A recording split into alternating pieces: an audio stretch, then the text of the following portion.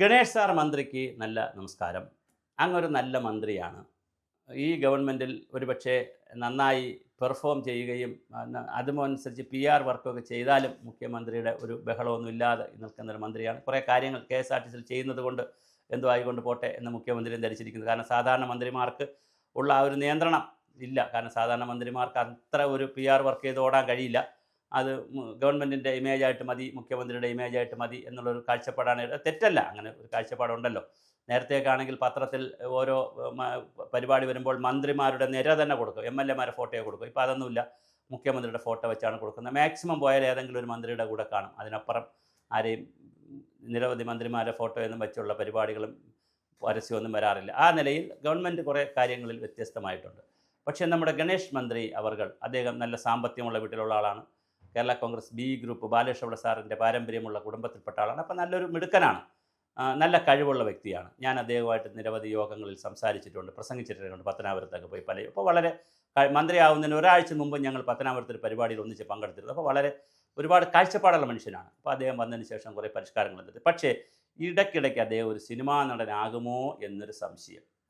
ചില സമയത്ത്, എപ്പോഴുമില്ല, ചില സമയത്ത് അദ്ദേഹത്തിൽ ഒരു സിനിമാ നടൻ ഉണരുകയും എങ്കിൽ പിന്നെ ഒന്ന് പുറത്തിറങ്ങി വണ്ടി ഓടിക്കാം, പിന്നെ അതുപോലെ തന്നെ നമുക്ക് ഡ്രൈവർ സീറ്റിലിരിക്കാം, റോഡിൽ പോകുമ്പോൾ ഏതെങ്കിലും വണ്ടി പോകണമെങ്കിൽ അതിൻ്റെ ഫോളോ ചെയ്യാം, അതിൻ്റെ ഫ്രണ്ടിൽ കൊണ്ട് പിടിക്കാം, ബാക്കിൽ പിടിക്കാം, പിന്നെ അതനുസരിച്ച് അവരെന്തെങ്കിലും തെറ്റ് ചെയ്തിട്ടുണ്ടെങ്കിൽ അപ്പം തന്നെ പിടിക്കാം.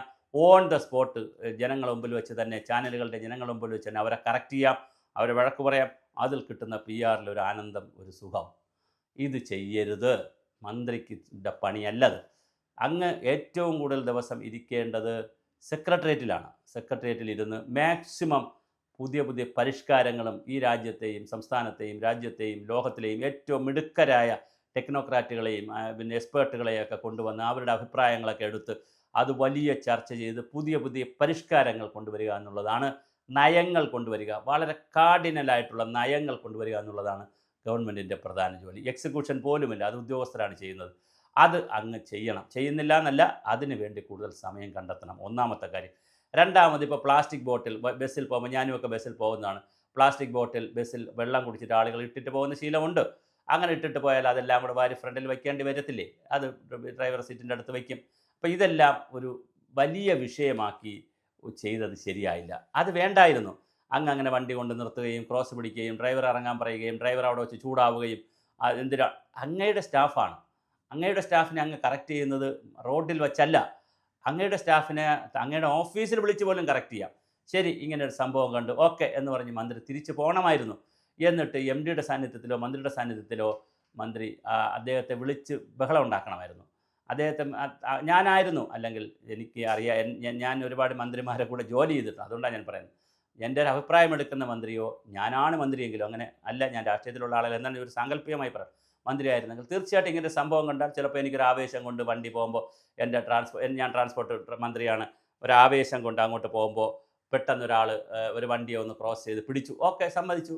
അപ്പോൾ അതിനകത്തൊരു തെറ്റ് കണ്ടു. അപ്പോൾ തന്നെ ബന്ധപ്പെട്ട ഉദ്യോഗസ്ഥരോട് വിളിച്ച് പറഞ്ഞത് കറക്റ്റ് ചെയ്യാൻ പറഞ്ഞിട്ട് ഇദ്ദേഹത്തെ എവിടെ വിളിക്കണം? നമ്മുടെ ഓഫീസിലോട്ട് വിളിച്ചിട്ട് ഇത് കറക്റ്റ് ചെയ്യണം. പക്ഷേ അതല്ല നടക്കുന്നത്. പബ്ലിക്കായി പറയുമ്പോൾ ഒരു സിസ്റ്റമാണ് ഇല്ലാതാവുന്നത്. ഒരാളോ രണ്ടാളോ ചെയ്യുന്ന സിസ്റ്റം ബാക്കിയുള്ളവർക്ക് കൂടി അവരുടെ എന്താ പറയുക, അവരുടെ ഒരു മാനസിക നില തകരാറിലാവും. അത് ചെയ്യാൻ പാടില്ല. ഉദ്യോഗസ്ഥർ തെറ്റ് ചെയ്താലും അവരെ ഒരിക്കലും സംരക്ഷിക്കേണ്ട. പക്ഷേ പരസ്യ വിചാരണയൊന്നും നമുക്ക് നല്ലതല്ല. അത് അദ്ദേഹത്തിൻ്റെ ആയാലും അവരുടെ കുടുംബം ഉണ്ട്. ഇപ്പോൾ വലിയ കൊലപാതകമൊന്നും ചെയ്തില്ലല്ലോ, ഒന്ന് മോഷ്ടിച്ചുകൊണ്ട് പോയി കൊലപാതകം ബസ്സെടുത്ത് വീട്ടിൽ കൊണ്ടുപോയില്ല, പ്ലാസ്റ്റിക് ഇട്ടു എന്നുള്ള കാര്യമല്ലേ ഉള്ളൂ. അപ്പോൾ ഒരു ചെറിയ കാര്യമാണ്. ആ ചെറിയ കാര്യത്തിന് അവരുടെ കുടുംബമുണ്ട്, മക്കളുണ്ട്, തലമുറകളുണ്ട്, നാട്ടുകാരുണ്ട്, ബന്ധുമിത്രാദികളുണ്ട്, സമൂഹമുണ്ട്. അപ്പോൾ അതിൽ ഒരു PR വർക്കോ അല്ലെങ്കിൽ ഒരു അമിതാവേശമോ അമിത വികാരമോ മന്ത്രി കാണിക്കാൻ പാടില്ല. അത് കുറച്ചുകൂടി പക്വതയോടുകൂടി ചെയ്യണം. തീർച്ചയായിട്ടും തെറ്റുകൾ കണ്ടുപിടിക്കാം, മിന്നൽ പരിശോധന നടത്താം. ഓൺ ദ സ്പോട്ട് നടപടിയൊന്നുമല്ല. ഓൺ ദ സ്പോട്ടിൽ വെച്ച് ഇവിടെ വെച്ച് ഉത്തരവ്, അതല്ല ഒരു മന്ത്രി ചെയ്യേണ്ടത്. കാര്യങ്ങൾ കണ്ടു, മനസ്സിലാക്കി, പക്വതയോടുകൂടി ഏത് പത്രക്കാർ ചോദിച്ചാലും ആര് ചോദിച്ചാലും ഞാൻ കാര്യങ്ങൾ കണ്ടു, മനസ്സിലാക്കി എന്ന് പറഞ്ഞ് തീർക്കാതെ അവിടെ വെച്ചൊരു ഷോ പോലെ ആയിക്കഴിഞ്ഞാൽ നമുക്ക് PR വർക്കുമൊക്കെ കിട്ടും. പക്ഷേ അതൊരു പക്വതയുള്ള ഒരു ഭരണാധികാരിയുടെ രീതിയല്ല.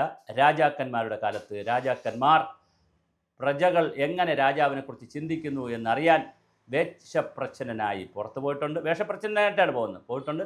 ഒരുപാട് കിങ്കരന്മാരെ അല്ലെങ്കിൽ രാജ്യത്തുള്ള ഒരുപാട് ശിഷ്യന്മാരെ വേഷം മാറി ഓരോ സ്ഥലത്തൊക്കെ പോയിട്ട് വരാൻ പറയും. അങ്ങനെ രാമായണത്തിൽ രാമൻ്റെ കഥ പറയുന്നിടത്താണല്ലോ ഈ വേഷം മാറി രണ്ടുപേർ പോകുമ്പോഴാണല്ലോ കുളിക്കടവിൽ കുളിച്ചുകൊണ്ട് നിന്നൊരു അലക്കുകാരനും ഭാര്യയുമായിട്ടുള്ള സംഭാഷണം വരികയും വഴക്ക് വരികയും രാമൻ്റെ സീതയുടെ വിഷയത്തിലേക്കൊക്കെ വരികയും സീത കാട്ടിൽ പോവുകയൊക്കെ ചെയ്തത് അങ്ങനെ രാമനയച്ച ദൂതന്മാർ കൊണ്ടുവന്ന വഴി. അപ്പോൾ അങ്ങനെയൊക്കെ ചെയ്യാം, അതൊക്കെ രാജാധികാരം മുതൽ ഉണ്ട്. പക്ഷേ ഇത് ഗണേഷ് മന്ത്രിയുടെ ഇത്തരത്തിലുള്ള പ്രവർത്തികൾ നല്ലതല്ല. ഒരു ജനാധിപത്യ ക്രമത്തിൽ അത് ഭൂഷണമല്ല. ഒരു കാരണവശാലും ഈ രീതിയല്ല, അങ്ങെടുത്ത മാർഗം ശരിയായില്ല. കൺസെപ്റ്റ് ഈസ് ഓക്കെ, പുറത്തിറങ്ങി പരിശോധിക്കണമെന്നൊക്കെയുള്ള കൺസെപ്റ്റ് ഓക്കെ, തത്വം ഓക്കെ, ചെയ്ത രീതികൾ ശരിയല്ല. അത് കുറച്ചുകൂടി കറക്റ്റ് ചെയ്യണം പ്രിയപ്പെട്ട മന്ത്രി.